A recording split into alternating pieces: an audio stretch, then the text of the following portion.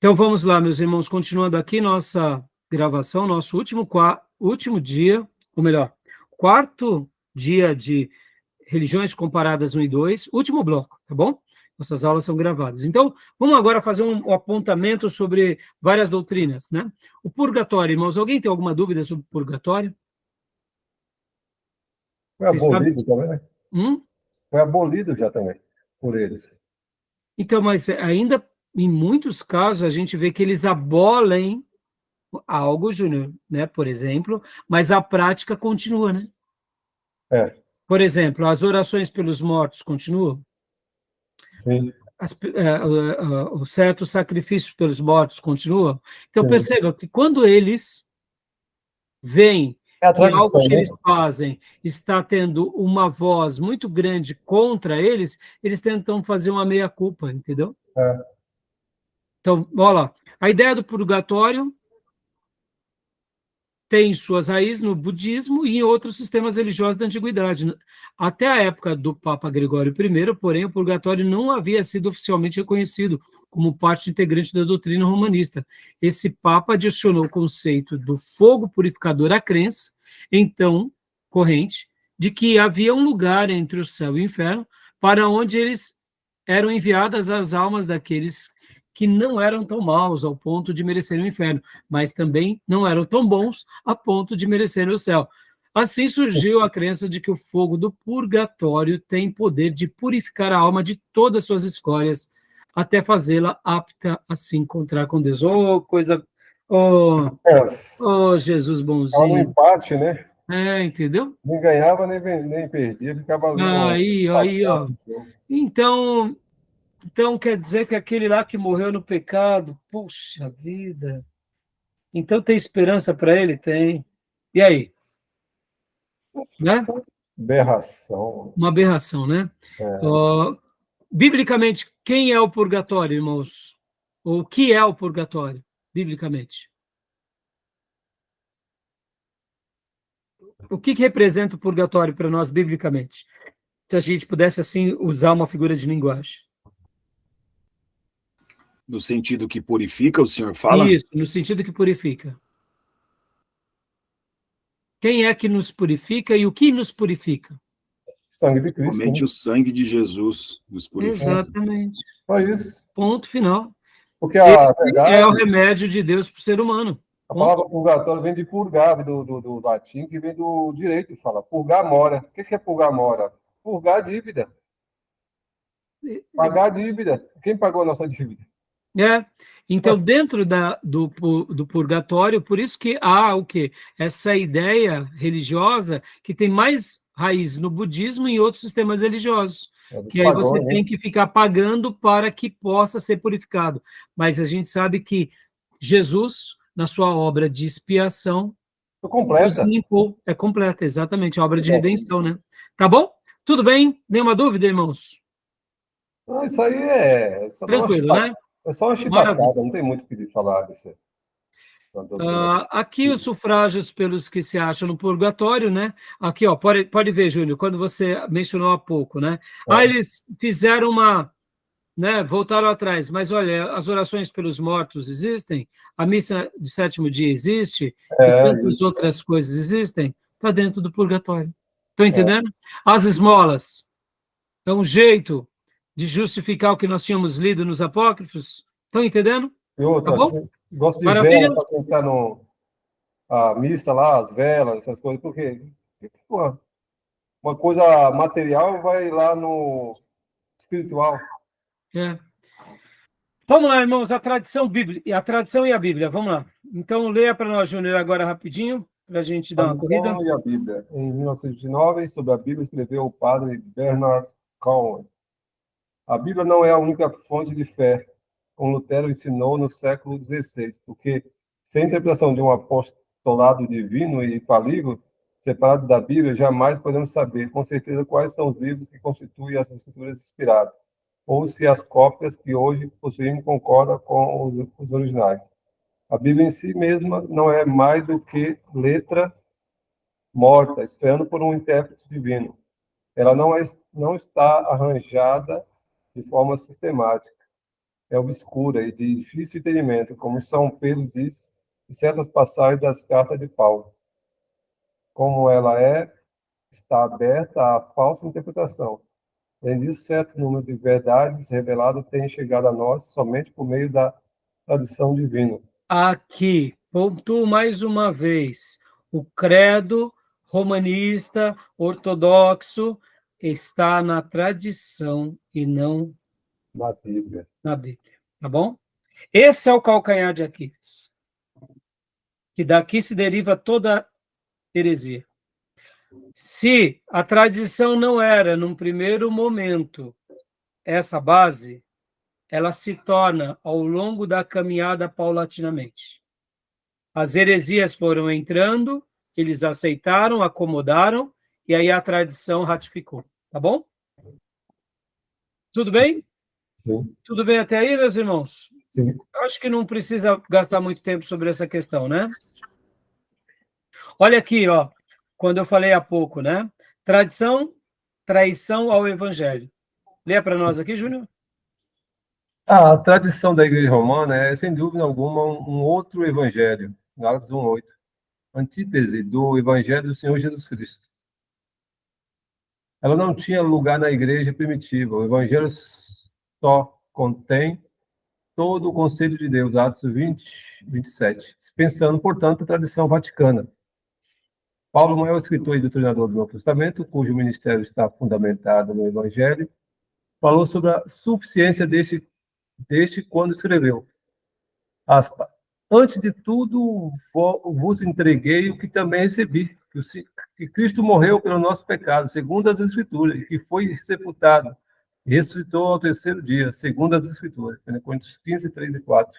Ou seja, segundo as Escritura, não segundo a tradição. Exatamente. Aí aqui ele vai fazer um bom apanhado.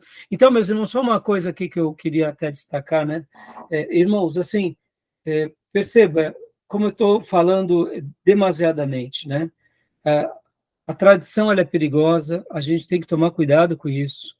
As nossas tradições também podem ser perigosas. A gente tem que tomar cuidado com isso. Senão a gente também cai no mesmo erro, tá bom?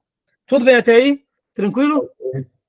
Vamos lá agora para esse ponto. Deixa eu falar uma coisa que eu ia dizer isso. Nós devemos crer nas Escrituras como seu livro de fé, regra e prática, mas a gente também não pode cometer um outro pecado, que é a bibliolatria. O que seria a bibliolatria? Nós sabemos que esse livro representa o quê? Os oráculos de Deus, as palavras que o Espírito Santo de Deus deu a homens consagrados para nos conduzir na caminhada. Mas não há um misticismo sobre esse livro, como, por exemplo, quando abrimos ele e deixamos ele aberto, ele vai expulsar o mal. Percebam que é muito fácil a gente começar em amor e devoção a algo que é sagrado, também praticar um pecado. A bibliolatria seria, vamos dizer, como se nós colocássemos a Bíblia, vamos dar um exemplo, tá, irmãos? Caiu a Bíblia, ai meu Deus do céu, tem que fazer um jejum. Tá entendendo? Isso é uma bibliolatria. A Bíblia caiu, ela caiu. Você não tomou cuidado, ficou lá, né, na sala, o bebê foi lá e rasgou.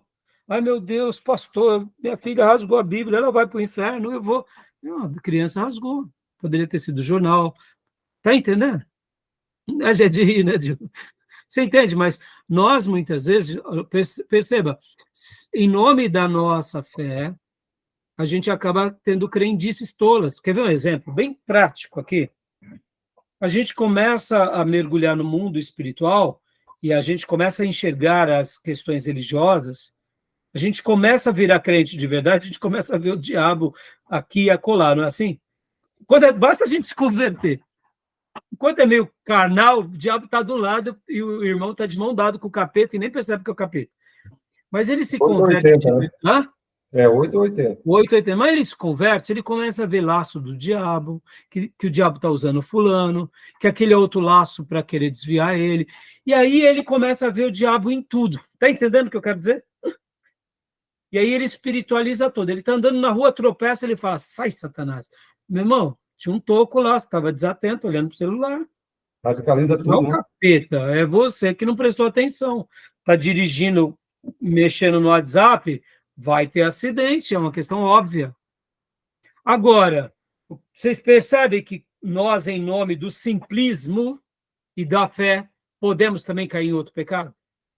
Quando nós refutamos a tradição, eu não estou dizendo que a gente deve apenas fazer da Bíblia um livro onde a gente idolatra ela. Não, meu irmão. Essa palavra ela tem que estar dentro do nosso coração e da nossa alma. Porque lá nas leis de Moisés, o Senhor disse, inculca essas palavras na mente e no coração dos seus filhos. O que é inculcar, se não fazer dessas leis se tornarem verdades na sua vida? Muito mais do que saber intelectualmente elas fazerem parte da nossa existência. Então, é uma riqueza espiritual, mas ela não pode ser mística. Tá bom, meus irmãos?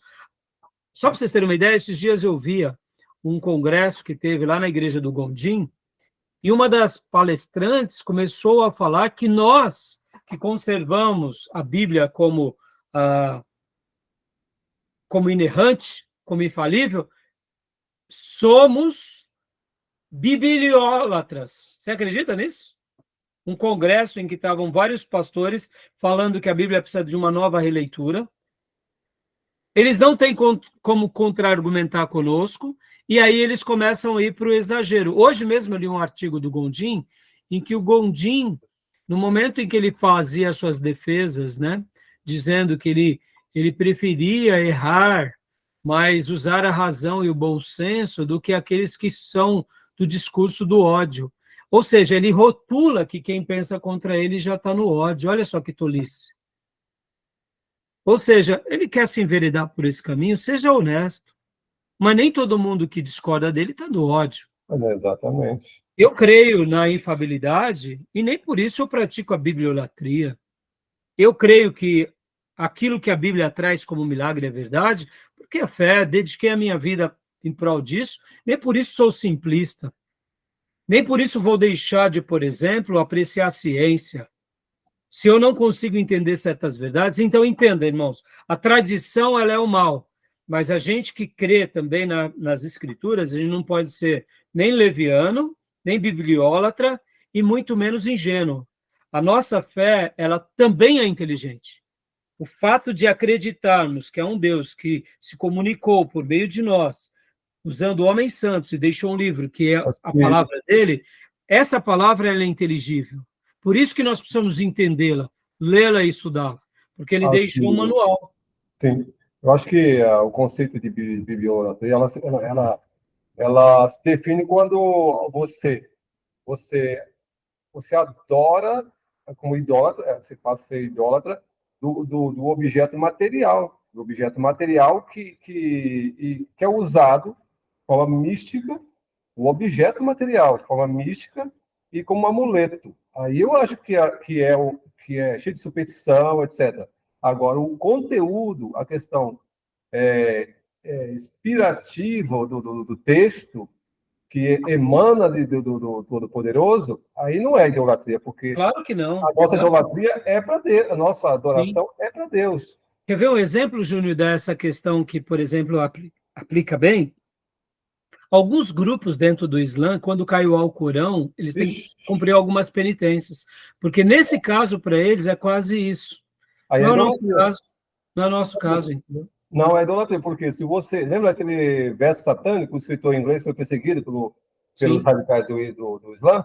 Por quê? Porque fez um comentário, fez uma interpretação do Alcorão, e era chamado verso satânico. Então, eles sentiram que estava ofendendo o Alcorão, como você falou. É. Aí eles tomam como uma coisa muito radical mesmo, idólatra. Sim. Então, meus irmãos, vamos aqui agora continuar? Mais algum comentário, Júnior, irmãos? Não sei. Bom, agora falando sobre a Virgem Maria e a mariolatria, né? Essa é uma questão também muito forte entre eles, eu diria, dentro das temáticas, irmãos, é uma das mais complicadas, principalmente no contexto brasileiro, né? Lê para nós, Maísa, por gentileza, essas frases. É um livro de regra e fé, né? A Virgem Maria, Isso. a essência da adoração na Igreja Católica Romana gira não em torno do Pai, do Filho e do Espírito Santo, mas da pessoa da Virgem Maria. No decorrer dos séculos, as mais diferentes e absurdas crendices têm sido criadas em torno da humilde Mãe do Salvador. Você percebe, irmãos, que a figura trina, do Deus trino, perde o brilho e ela ganha um brilho sobre-humano. Agora, olha que interessante, irmãos. O que seria Aparecida, o que seria Fátima e o que seria Guadalupe? Seriam aparições de Maria por meio dessas personagens em cada cultura, em cada povo. Porque, segundo o catolicismo e o romanismo, Aparecida ela é a padroeira do Brasil, porque é uma aparição de Maria por forma de Aparecida. Fátima, em Portugal, ela é uma aparição de Maria em nome de Fátima. Guadalupe, no México, é uma aparição de Maria. Então, o que nos remete a essas ideias? Assim como em todas as religiões do mundo, desde os cananeus, tínhamos Baal como deus da prosperidade, a Será como a deusa da fertilidade, nós vamos ter em cada cultura deus masculino e um deus feminino. E podem ver que não é diferente o que se torna o catolicismo por parte da tradição, agora exaltando Maria. Lembrando mais uma vez, Maria, ela foi, vamos dizer assim, começada a ser, vamos dizer assim, idolatrada lá no V século em diante. Depois disso, a gente vai vendo o quê? Essa questão de práticas e de nomenclaturas, de rezas que vão surgindo aos séculos, e ao invés de eles voltarem e reconstruírem aquilo e dizerem, não, nós erramos aqui, eles fundamentam pela tradição. E hoje, o que o nosso irmão Raimundo Oliveira está dizendo sobre isso é a pura verdade. Você pode falar de Jesus Cristo, mas vai falar de Maria para um católico. Acabou. Você morre. Verdade. Entendeu? Então, é muito interessante, né, essa questão. Bom, continua só mais um pouco aqui, minha irmã. A teologia mariana. Decreto o Concílio Vaticano II, os fiéis devem venerar a memória primeiramente da gloriosa sempre Virgem Maria, Mãe de Deus, e de nosso Senhor Jesus Cristo. Dentre as muitas declarações em torno de Maria, destacam-se as seguintes. Concebida sem pecado. É o que nós trabalhamos na semana passada, da que ela nasce sem pecado, ou seja, nós sabemos que, biblicamente, somente um nasceu sem pecado, por isso que ele teve que nascer pelo poder do Espírito Santo, porque na união de um pai pecador e de uma mãe pecadora, nasce um pecadorzinho. Jesus, ele nasce pelo poder do Espírito Santo. Olha só que interessante, irmãos, deixa eu fazer uma citação. Por que Jesus precisou nascer, ou pelo menos entendemos, no ventre de uma mulher? Porque Deus, Todo-Poderoso, precisou ser gerado como homem no ventre de uma mulher. Porque o Pai, o Filho e o Espírito Santo não fizeram um segundo Adão como tinha sido lá no início. É bem simples essa questão. Claro, é minhas conclusões, tá? Se Jesus tivesse nascido por um toque poderoso de Deus, nos dias em que João Batista estava pregando, uma tempestade, Deus falando, e de repente ali as mãos de Deus aparecem mexendo e cria Jesus e sopra nele e ele está ali entre todos, ninguém ia acreditar que ele era 100% de carne, porque eu falo, não, ele é diferente, ele nasceu de uma forma diferente. No momento em que Jesus nasce na história da humanidade, na plenitude dos tempos, de uma forma como eu e você, tendo as mesmas paixões e inclinações e morre numa cruz como eu e você morreríamos, há uma semelhança da sua naturalidade. Mas como Deus resolveria, de fato, o problema do pecado original? Por isso que o profeta, guiado por Deus, já disse que a Virgem conceberia. E quando a gente agora aplica a fé e um pouco da ciência, Jesus é o primeiro clone da história, irmãos. Não foi a ovelha Dolly, entendeu? Jesus é o primeiro clone da história. Concorda? Possivelmente, Jesus ele tinha um porte físico masculino, com seus hormônios, mas as feições eram muito mais parecidas, totalmente, quem sabe, como Maria e os antecedentes de Maria, quem sabe um tio, um irmão, entendeu? Porque não tinha nada de José. José é o pai para cumprir a palavra da tribo, mas ele não tem participação nenhuma, ela era virgem. Então perceba que quando agora a Igreja Católica firma, como nós lemos, por isso que eu gostei demais da aula passada, modéstia à parte, irmãos. A aula passada, quando a gente veio trabalhando na história de 2000 anos, foi muito legal, porque a gente viu que uma heresia, ela não é do dia para a noite, ela precisa de tempo para ela ajustar, para ela adensar, para ela consolidar e para ela se enveredar para um caminho do erro. Não é da noite para o dia. Essa ideia que hoje estão reinterpretando a Bíblia não começou agora. Começou lá atrás, na teologia liberal. Não tem nada de novo, irmãos. Nada de novo. Entendeu? Só que agora, em nome de um evangelho protestante, mais pragmático, estão sendo inclusivos, por motivos que a gente sabe lá, Deus o quê? Aí as pessoas vão pagar diante de Deus. Eu só lamento de ver pessoas que no passado eram pregadores, inclusive o texto que o Gondim, inclusive, pode procurar, na data de hoje, uma publicação da página do Face ou do Instagram do Ricardo Gondim. Ele fala, muitos me questionam por os meus escritos do passado, ou coisa do tipo, algumas palavras assim. Ele sabe que no passado ele foi outro, e ele escolheu mudar. Corrompeu. Simples assim. É lamentável, irmãos. Só para vocês terem uma ideia, um dia lá no Pregão nós fizemos um evangelismo, eu pedi o auditório da Bolsa para fazer o evangelismo, eles não me concederam, aí eu fui para a missionária Durvalina do Betel Brasileiro, ela nos liberou o auditório, e quem foi pregar para nós, eu consegui que o Gondim fosse pregar, foi maravilhoso, irmãos, uma pregação bíblica, eu talvez deva ter até essa fita até hoje. Era outro homem, com outros textos. Não digo outro homem no sentido genético, eu digo outro homem com relação à sua postura bíblica, outro pastor, homem nesse sentido de ministro. Né? Ele se enveredou para outra agenda, para outras coisas. É uma pena. Mas por que eu estou falando isso? Voltando aqui para a história e a tradição. Quando a gente fala que Maria ela não teve pecado, nós estamos colocando ela como Jesus na história. Verdade. Por isso que ela se torna também corredentora com Jesus. Estão entendendo? Sendo Tá bom, meus irmãos? Romanos 3:23, né? Todos pecaram. Mas ela... Então, como você justifica Maria com Romanos 3:23? Aí você justifica pela tradição. Lembra que eu falei? Que o credo romanista e ortodoxo, eles estão na tradição, porque, inclusive, os ortodoxos também têm uma alta veneração por Maria. Também está errado.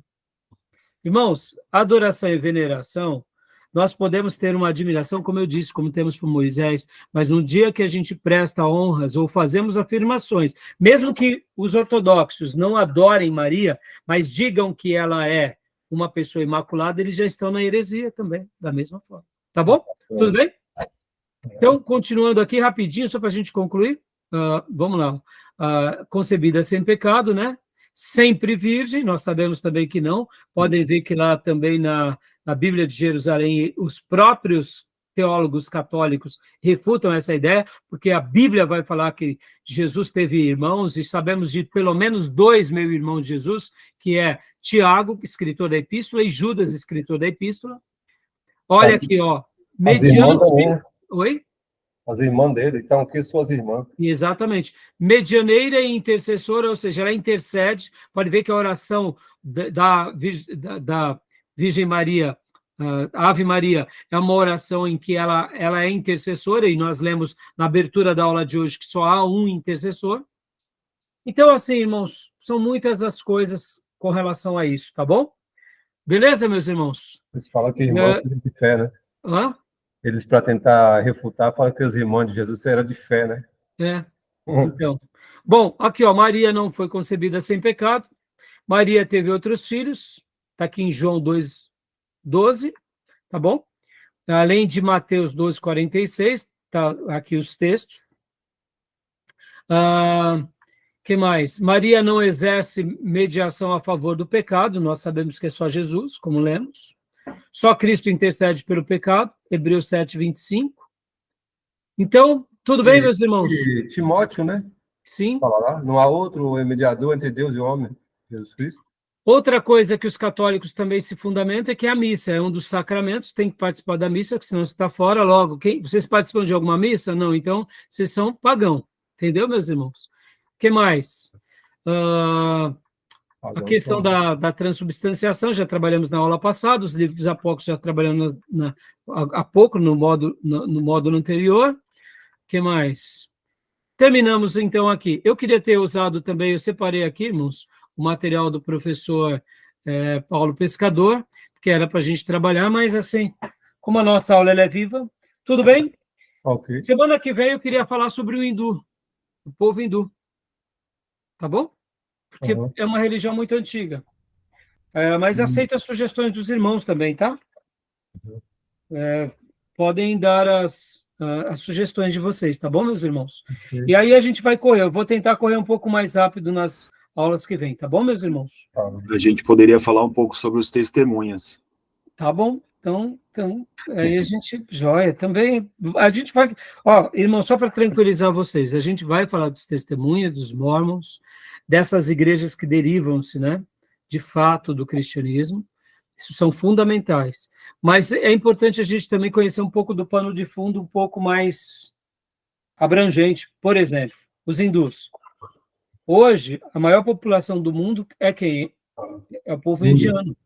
E os hindus já vão estar aqui, vai ser moda também, porque a população está crescendo.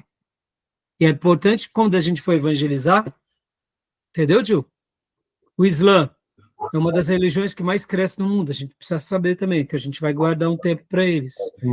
Né? O Espiritismo, a mesma coisa, porque o Espiritismo está entre nós, no sentido de contexto social, mas, ao mesmo tempo, é uma coisa que a gente precisa conhecer mais para poder falar e compreender a mente deles. E nas religiões orientais, por exemplo, né, dos budistas, dos próprios hinduístas, quando a gente for trabalhar sobre o espiritismo, a gente vai ver que há uma semelhança também. Então, firme nas leituras, tá bom, meus irmãos? Firme nas leituras, tá bom? O livro aí do Raimundo Oliveira? Não, do rapaz aí que fez para você? Tem como conseguir? É só pedir para ele. Hoje ele teve um problema, ele falou para mim que ele ia entrar mais tarde, né? E acabou não entrando. O Tomé, né? Olha aí, ó.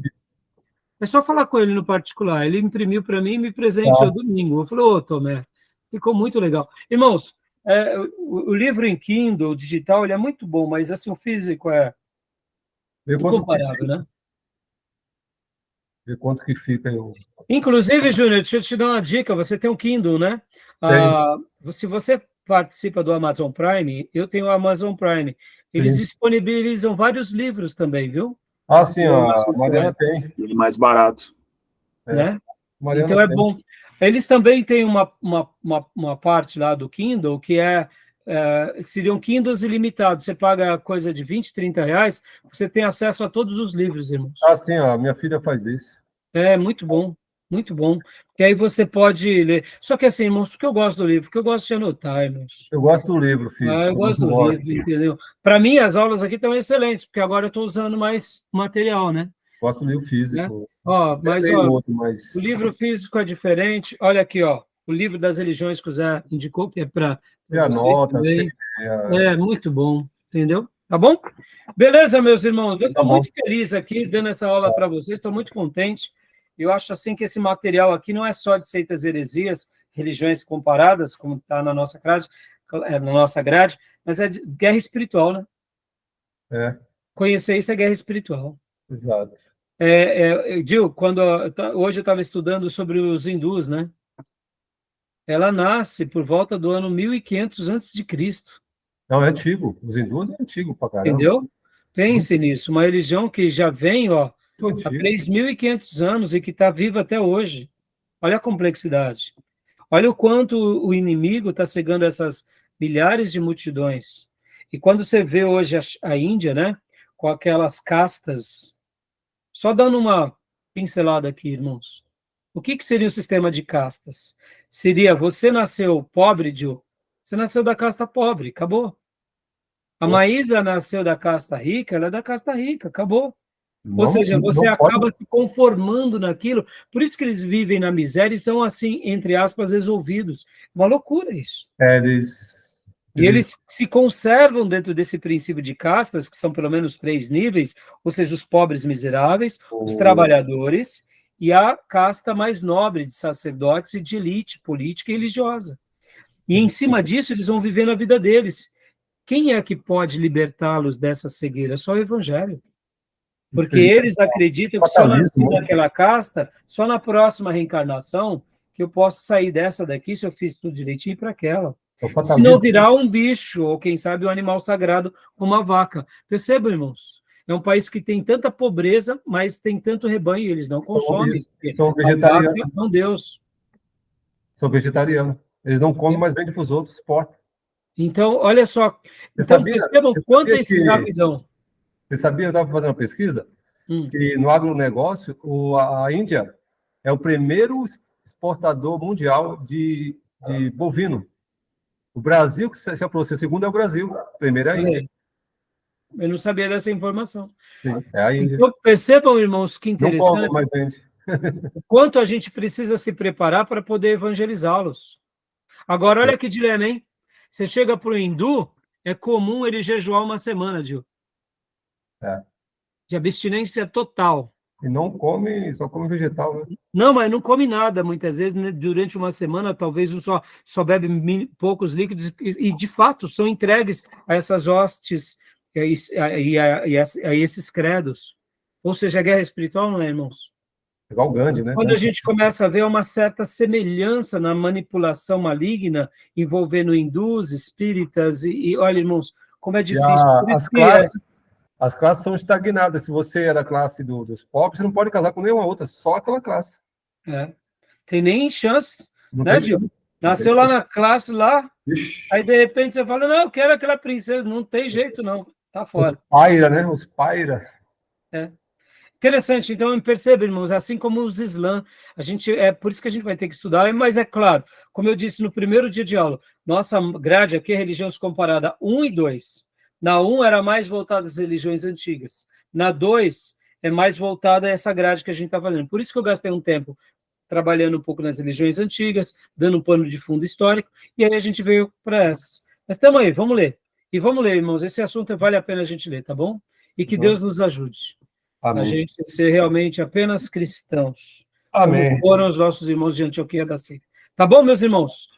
Então, Amém, querendo Deus, nos vemos quinta. Bom feriado amanhã. Também, bom feriado. Bom feriado, Deus abençoe. Amém. Com as minhas ovelhinhas, eu vejo vocês amanhã. Tchau, Deus abençoe. Deus abençoe, meus irmãos. Amém. Se puder ficar um minutinho aí que eu queria conversar com a minha irmã rapidinho. Tá, pastor. Deus abençoe. Deus abençoe, Júnior. Tá bom.